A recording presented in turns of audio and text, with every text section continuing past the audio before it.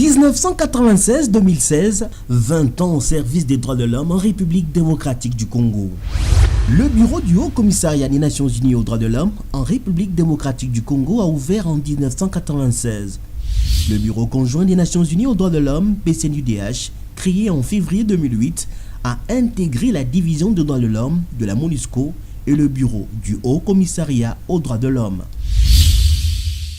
La présence de l'Haut Commissaire des droits de l'homme à l'RDC commence à 1096 et cette année, ça marque le 20e anniversaire de la présence continuée du programme des Nations Unies aux droits de l'homme dans ce pays. Le pays a évolué beaucoup et la situation a changé. Et s'est transformé d'une dictature à une démocratie. Nous avons accompagné la population de la RDC aussi dans les temps du conflit, de la grande guerre qui a affecté à la RDC. Et aussi, nous avons aidé à l'établissement des institutions fortes et pour avoir les efforts pour lutter contre l'impunité et traduire en justice les responsables des grandes violations des droits de l'homme. Pendant 20 ans, en accord avec les gouvernements qui se sont succédés en République démocratique du Congo, le Haut Commissariat des droits de l'homme et la Division des droits de l'homme, mués en bureau conjoint des Nations Unies aux droits de l'homme, ont axé leur mandat sur la promotion et la protection des droits de l'homme à travers notamment le monitoring de la situation des droits de l'homme en RDC, le renforcement institutionnel et les capacités des acteurs tant étatiques que ceux de la société civile. Le bureau dresse régulièrement, depuis 20 ans, des rapports de monitoring sur les violations des droits humains, des enquêtes sur les violations les plus graves des droits de l'homme et du droit humanitaire commises sur le territoire de la République démocratique du Congo. Notre bureau a préparé les rapports mapping qui a identifié les violations graves des droits de l'homme commises contre la population congolaise par les armées étrangers du pays voisin. Et à ce moment, nous confrontons les défis totalement différents. Et la consolidation de la démocratie, l'ouverture de l'espace démocratique et des libertés fondamentales, approfondir la lutte contre l'impunité, l'éradication de la violence sexuelle et la discrimination contre les serments de la population. C'est vrai que nous avons eu des hauts et des bas. Il est arrivé que le gouvernement décide notamment d'expulser un des responsables du bureau conjoint des Nations Unies. Ce sont des événements regrettables. Mais forcément, dans le type de relations que l'État a avec un bureau comme le vôtre, on doit avoir certainement beaucoup de raisons d'irritation, de frustration. Mais globalement, les archives démontrent très clairement que cette collaboration a été très fructueuse. Présentement, avec le nouveau directeur, les relations sont les meilleures. Je lui ai dit que, en ce qui me concerne, nous n'avons rien à cacher et je n'ai pas besoin que nous utilisions, disons, des langages feutrés. Moi, je suis quelqu'un de direct. Je veux qu'on expose les problèmes directement et je réponds directement. Nous voulons effectivement poursuivre cette collaboration. Je pense que les moments d'incompréhension qui arrivent, c'est plus particulièrement par rapport à la documentation, c'est-à-dire les faits qui sont dénoncés et qui ne sont pas suffisamment documentés. Ce que nous rapportons et ce que les autres ONG partenaires rapportent portent sur des situations spécifiques ou des opérations qui ont été menées où effectivement il y a eu des problèmes. Il est clair évidemment que des actions n'ont pas été prises pour réellement corriger les manquements.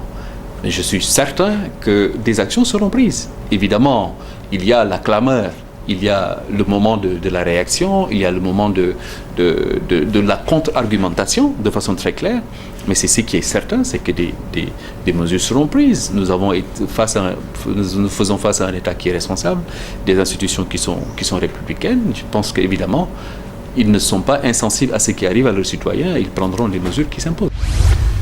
Le BCNUDH apporte également son appui technique et financier au ministère de la Justice et Droits humains à travers le Comité interministériel des droits de l'homme pour la production des rapports étatiques aux organes de traité et à l'examen périodique universel et à la magistrature civile et militaire pour la poursuite des enquêtes, des visites des cachots à la police sur les standards internationaux et instruments juridiques nationaux qui régissent le travail de la police.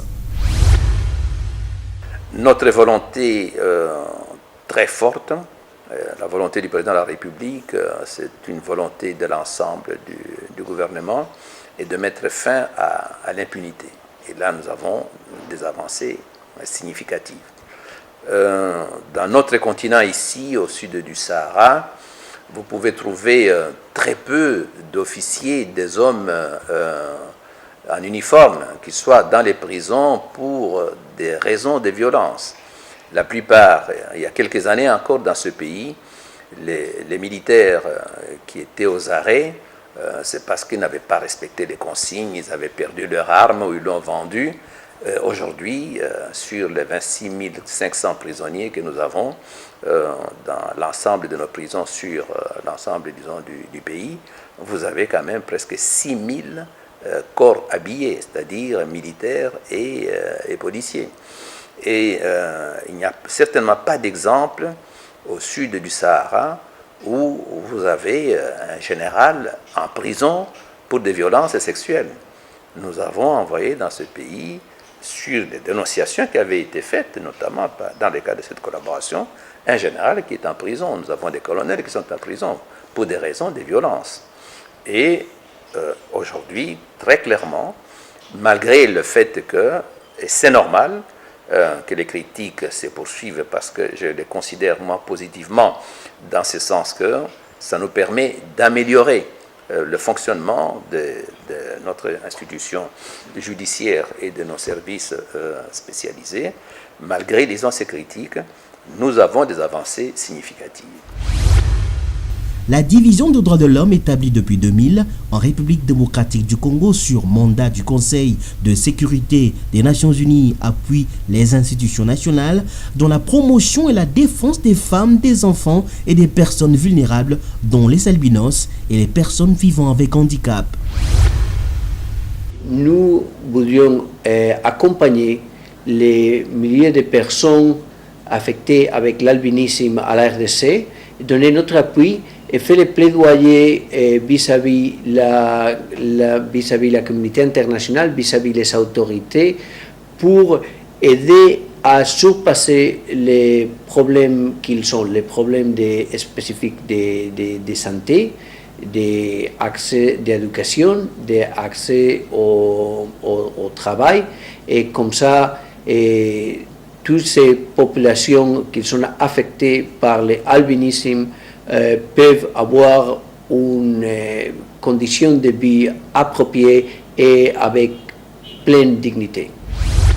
Les 20 ans du BCNUDH, c'est aussi des plaidoyers pour le vote des lois de promotion et protection des droits de l'homme, dont la loi sur les violences sexuelles, la pénalisation de la torture, la création de la CNDH, les formations continues des magistrats civils et militaires sur les nouvelles législations, l'appui à la création des cliniques juridiques, l'appui des bureaux de consultation gratuite des barreaux, le renforcement des capacités des assemblées provinciales sur le rôle des parlementaires dans la promotion des droits de l'homme, mais également la célébration des journées internationales dédiées aux droits de l'homme, dont celle des albinos, célébrée avec faste en RDC en 2015. La campagne de sensibilisation sur la loi qui criminalise la torture, à notre avis, ça doit aussi continuer. Et donc nous avons tous, vous journalistes, nous bureaux des Nations Unies, un travail à faire en partenariat avec les autorités nationales, y compris les autorités du ministère de la Justice et des Droits humains, mais aussi avec les autorités du système judiciaire largement vu, mais aussi les autorités militaires, les autorités policières et les différents services du gouvernement. Je pense que c'est assez impressionnant ce que les autorités nationales ont déjà fait. Depuis 2011, nous avons une nouvelle loi que le Parlement a ratifiée, le président, le chef de l'État, a promulguée. Donc nous avons sur noir et blanc les règles du jeu, si vous voulez. Par rapport aux activités des opérations de la CNDH, c'est dans ces cadres-là que le bureau conjoint, en collaboration avec la CNDH, il y a eu un partenariat. Jusque-là, un partenariat fondé sur le respect mutuel, c'est-à-dire un partenariat qui respecte les objectifs des partenaires, un partenariat qui n'influence pas ou qui ne dilue pas l'indépendance de la CNDH. Et dans tout ce que nous faisons avec les bureaux conjoints, chacun respecte son autonomie. En ce qui nous concerne, nous respectons aussi notre indépendance. Le BCNUDH met à la disposition de ses partenaires chargés des poursuites judiciaires des cas un appui logistique, technique et financier, une protection des victimes et témoins, un soutien multiforme aux institutions de l'État comme le CIDH et la CNDH. À travers un réseau des parlementaires pour les droits humains, le bureau mène des plaidoyers afin d'aligner la législation congolaise sur les standards internationaux. Ce qu'on espère du Bureau conjoint des Nations Unies aux droits de l'homme, c'est d'être notre interprète auprès d'autres partenaires, parce qu'ils ont leur comité de partenaires ou des bailleurs de fonds, tout ça. Le Bureau conjoint nous a accompagnés plus d'une année déjà et connaît bien ce qu'est SNDH, parce qu'on a au moins des réunions d'une façon permanente et le bureau conjoint sait ce qu'est la CNDH et ses animateurs, et surtout à partir de mon leadership et de ma personnalité, ils ont compris qu'en étant à la tête de la CNDH, nous sommes en train d'imprimer certaines valeurs qui cadrent avec le professionnalisme dans les domaines des droits de l'homme, et c'est ainsi que le bureau conjoint est considéré parmi les bailleurs ou parmi les partenaires d'appui à la CNDH comme les partenaires préférés. Mission conjointe d'enquête, appui aux visites des lieux carcéraux, organisation des audiences foraines, dotation de matériel informatique pour la gestion de la base des données, réhabilitation des parquets, un travail quotidien du Bureau conjoint des Nations Unies aux droits de l'homme en faveur des justiciables pendant 20 ans. Des plaidoyers qui visent à combattre l'impunité mais également à améliorer la situation des droits de l'homme en vue de répondre aux standards internationaux et ainsi de favoriser la paix dans le pays.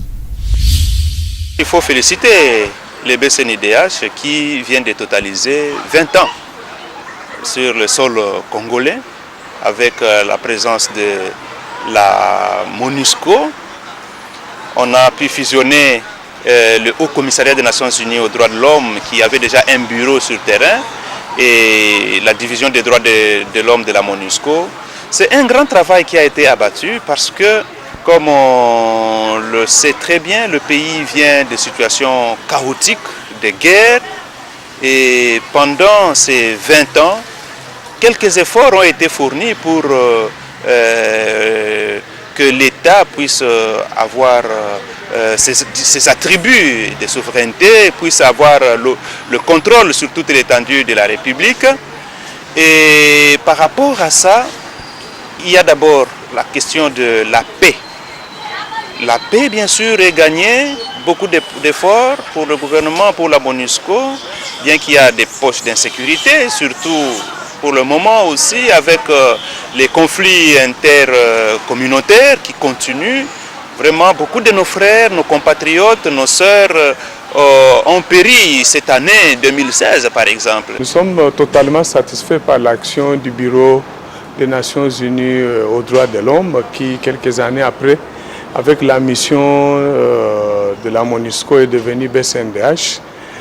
Ce bureau a accompli beaucoup de choses en termes de formation en faveur des organisations, des membres des organisations de la société civile, le personnel des différents services de l'État, notamment la police, les magistrats sur les droits de l'homme, sur la protection des droits de l'homme, mais aussi sur des questions de lutte contre l'impunité. Et enfin, il faut dire que le BCNDH a réalisé plusieurs enquêtes qui ont permis d'avoir à ce jour des rapports sur des cas de violation des droits de l'homme qui constituent une base de données importante qui peut permettre demain après-demain, lorsque l'état de droit sera réellement établi en République démocratique du Congo, de poursuivre leurs auteurs. Le BCNUDH est présent dans toute la RDC grâce à ses bureaux de terrain répertoriés dans les grandes villes, notamment Bukavu, Bunia, Goma, Kananga, Kindu, Kisangani, Lubumbashi, Matadi, Mbujimai, Bandundu, Mbandaka, Beni, Kalemi, Uvira, Butembo et Dungu.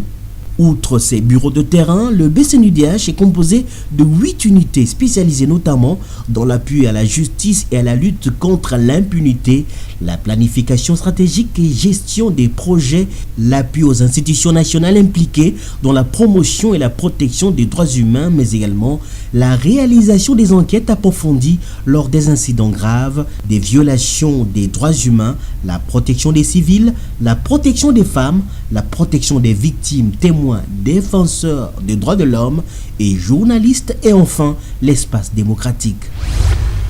Ce qui protège l'espace de débat public, l'espace de dialogue, qui est tellement fondamental dans toutes nos sociétés, et je pense surtout aujourd'hui au Congo, où nous sommes évidemment dans une période préélectorale.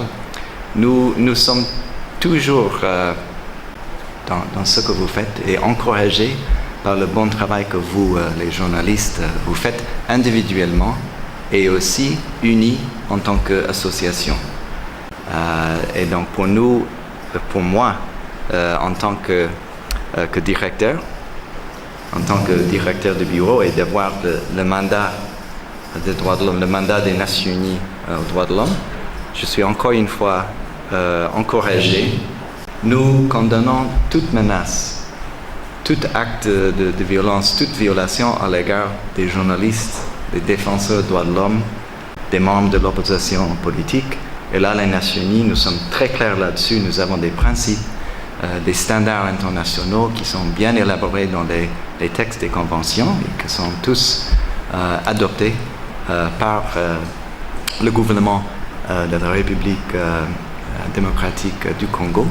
Et nous sommes ensemble avec vous pour la protection de ces mêmes droits.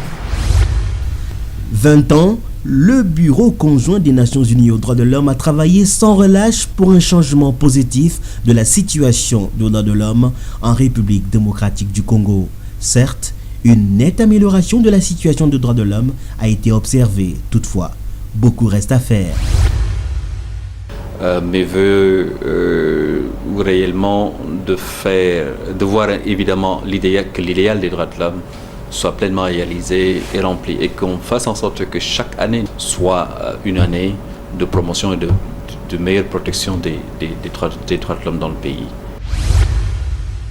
Je suis optimiste parce que je pense que la population de la RDC a une grande volonté d'avoir une société juste et libre basée dans les droits de l'homme pour tout.